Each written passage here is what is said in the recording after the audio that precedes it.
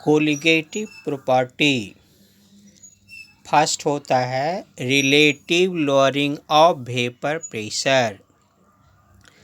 अगर किसी non volatile solute यानी कंपोनेंट 2 को वोलाटाइल सॉल्वेंट यानी कंपोनेंट 1 के साथ मिलाया जाए तो सॉल्यूशन का वेपर प्रेशर ओनली सॉल्वेंट के कारण होता है, अर्थात that is P total equal to P1 and P1 equal to P01 into X1, क्योंकि P01 equal to P01 into X1 के इक्वल होता है। इसे हम इक्वेशन फर्स्ट मानते हैं।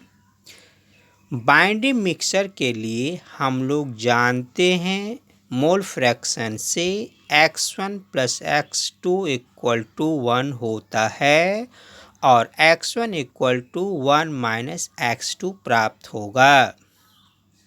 अब हम X1 का वैल्यू इक्वेशन 1 में पुट करेंगे, तब हमें प्राप्त होगा P1 equal to P01 bracket 1 minus X2। अब इस P01 को हम LHS की ओर लाएंगे और P1 by P01 equal to 1 minus X2 आएगा और X2 equal to 1 minus P1 by P01 होगा। हम यहाँ X2 को LHS में ले गए हैं, P1 बाय P01 को RHS में लाए हैं।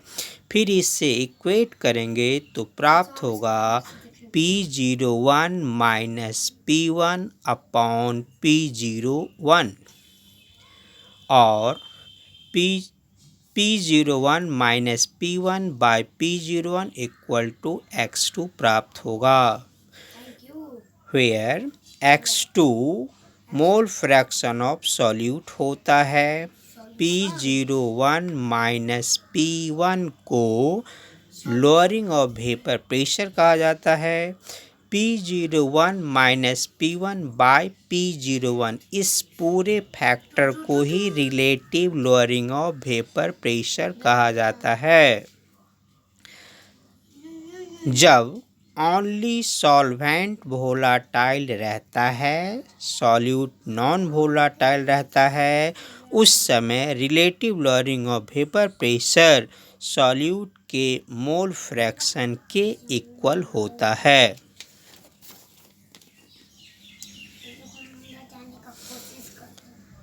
That is P01 minus P1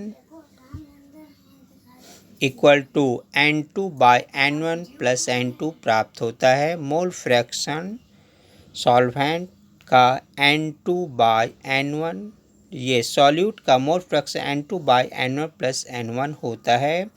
अगर कहीं सॉल्यूशन में सॉल्यूट के मोल की संख्या सॉल्वेंट के मोल की संख्या के तुलना में बहुत कम रहती है, तब हम मोल फ्रैक्शन के लिए N2 बाय N1 का प्रयोग करते हैं और P01 minus P1 by P01 equal to W2 into M1 by M2 into W1 प्राप्त होगा, क्योंकि मोल N इक्वल टू होता है mass by molar mass, where P01 है vapour pressure of solvent, P1 है vapour pressure of solution, PW1 है mass of solvent,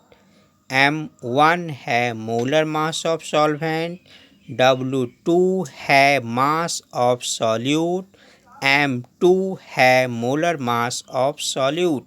note: phenomenon relative lowering of vapour pressure का प्रयोग सॉल्यूट के मोलर मास का determination के लिए किया जाता है।